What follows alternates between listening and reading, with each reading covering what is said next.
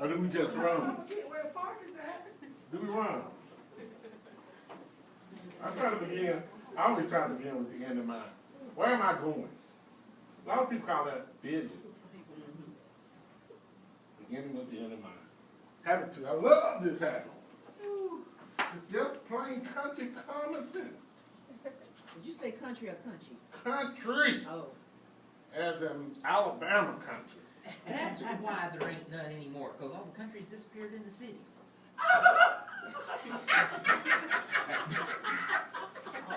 That make a lot of sense right there. It do. Obviously, you've been in Alabama. There's a lot of country in Alabama. Oh, God. Been there a few times. Couldn't wait to get back. That's right. Alabama. Great place. I love my hometown. So if you get offended by me making jokes about Alabama, it's just jokes. I love Alabama. I know. He does. Goes back So don't take it personally if I dog Alabama. When we talk about a passion or vision, we're talking about a deep, sustained energy. It is fueled by the realization of the unique contribution we have the capacity to make, the legacy we can leave. It clarifies purpose, gives direction, and empowers us to perform beyond our resources.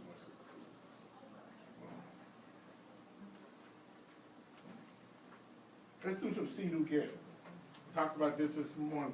The mediocre manager said, I follow agendas set by others. An effective manager says, I have a clear vision of what I want to do and accomplish as a manager. What they do, they define the unique contribution you want to make. They define practical outcomes everywhere, every time. What they get, a great contribution you're capable of making. Have you ever talked about your contribution? We're going to talk a lot about contribution and habit. It's the mantra of habit. Make your contribution. We're going to talk about contribution. See, do, give. Very simple. Tell you about Commander Michael Abershaw. Anybody been in the military? Well, you appreciate this story. You understand. When U.S. Navy Commander Michael Abershaw took over command of the U.S. Peninsula, it had the worst combat readiness record and performance record in the entire fleet. At the change command ceremony, the crew booed and jeered the retiring commander. Wow.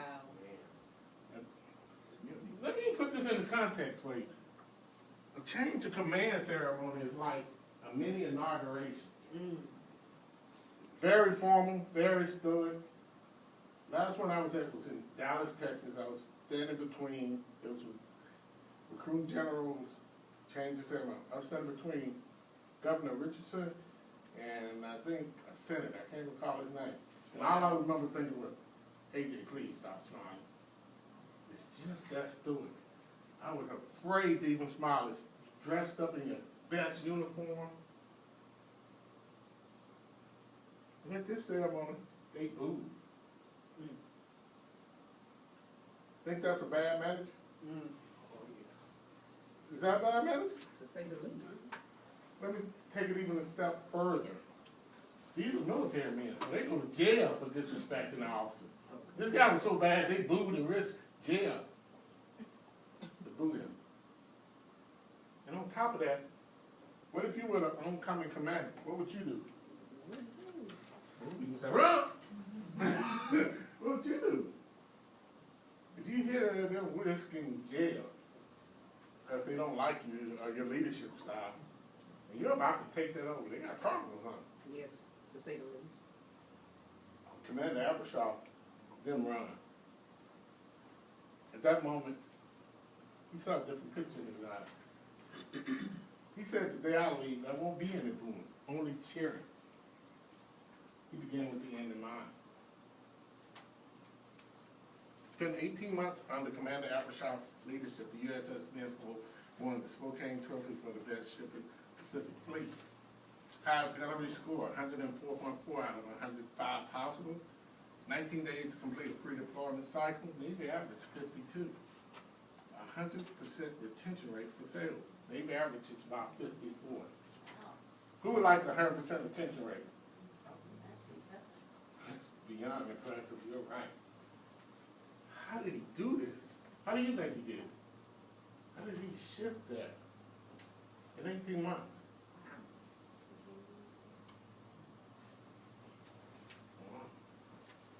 He changed the paradigm of the sailors, obviously. But what he did, he shifted the focus from obedience to performance. Anybody ever worked for a leader that wants obedience instead of performance? When I hear the word obedience, I think of a dog. That's why I apologize earlier. When I hear the word obedience, I think of a dog. And many of us have worked for leaders that want obedience. But he focused on performance. He started doing exit surveys. He wanted to know why people were leaving. Everybody was telling him, oh, it's money. You can't pay them more money. Not like the city of Jacksonville. Oh, they need to pay me more money. If I got paid more, I would do more. False. When he did a survey, he found out money came in at fifth. What do you think was the number one reason people were leaving? Both? Disrespect. They didn't feel respected. One of the things tenants in his book he talks about, ships are made of little rivers. They basically little screws. And every 6 months, they used to have to hang on the side of the ship and actually paint these screws. And for years, the crew was saying, "Oh, we just get some stainless steel screws for the same money." No one ever listened. They didn't feel respected. When he came, he was like, "Okay, why can't we do that?" Save the Navy millions of dollars, and it made the crew feel respected. How many times you don't feel respected?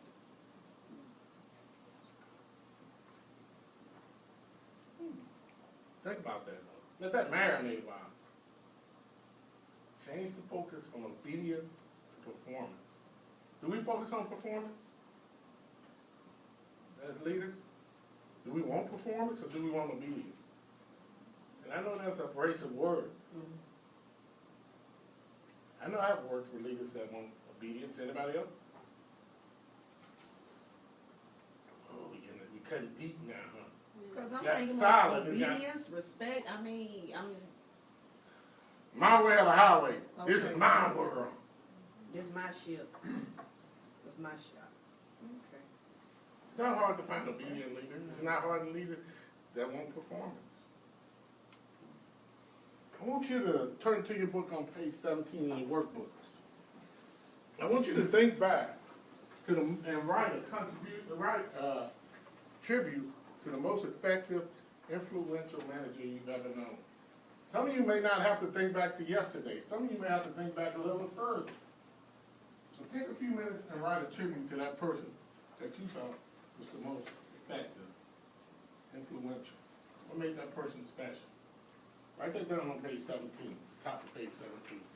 I'll give you a couple of minutes to do that.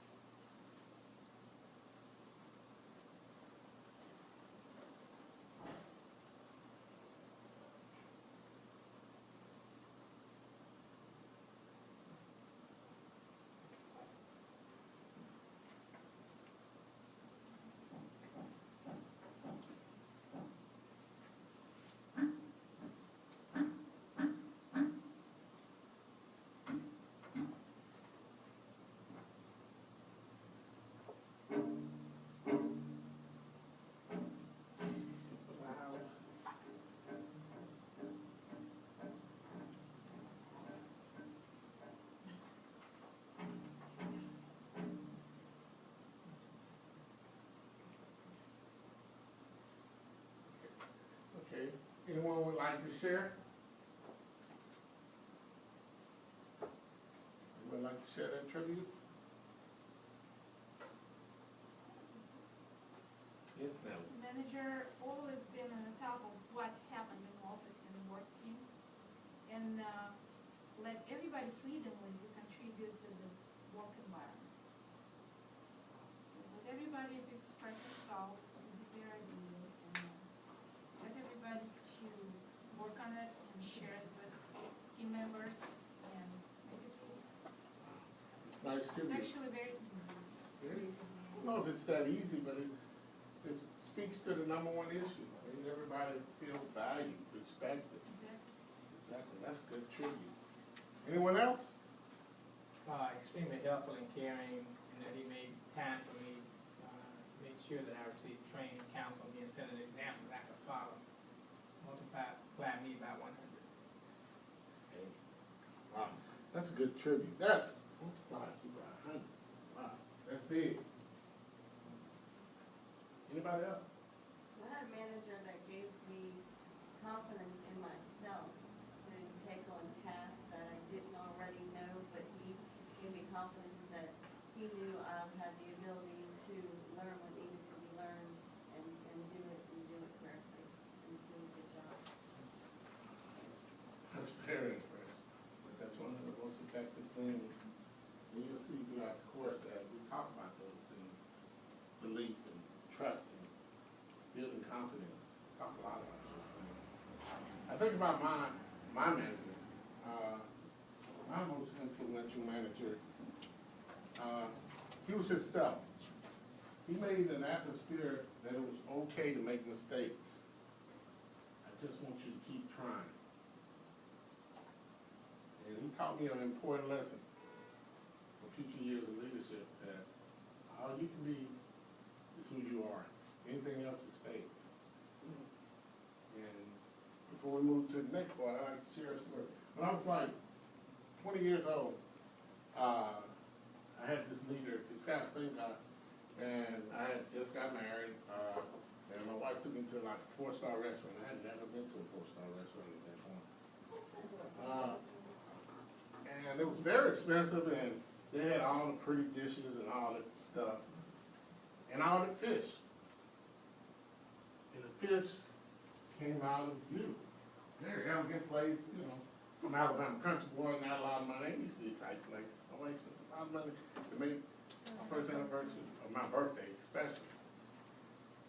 The fish was great. I really wanted some ketchup.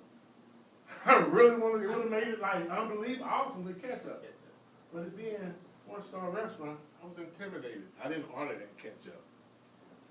So I let something stay good. I never gave it the opportunity to be great. I never let it advance from good to great because AJ wanted some ketchup, but I was trying to be something that I wasn't. And I went back and told him that story the next day, and he told me that you should have ordered the ketchup. I was like, why? He was like, you missed an opportunity to make something great. And all you can be is who you are. You want ketchup, order ketchup. And I learned that. And that's stuck with me through years of leadership because it might not be the perfect thing. It might insult the show. But guess what? I would have been honest to myself. How many leaders are honest to themselves? And that's all you can ever be. And people know you're not perfect. That's the contribution you made on me. One day, all of us gonna hit the door to sit in Jacksonville for the last time and wave goodbye. Woo. Some of us sooner than others. What would they say about you when that day comes? Will it mirror some of the stuff we just said a minute ago? Or would it be the adverse? Would you take a few minutes now and write down a tribute you would like to receive from your boss, your team members, your peers, your customers, and others one day when you walk out that door and say bye the final time? Don't fool me, don't fool me. What they say? What would you like them to say about you?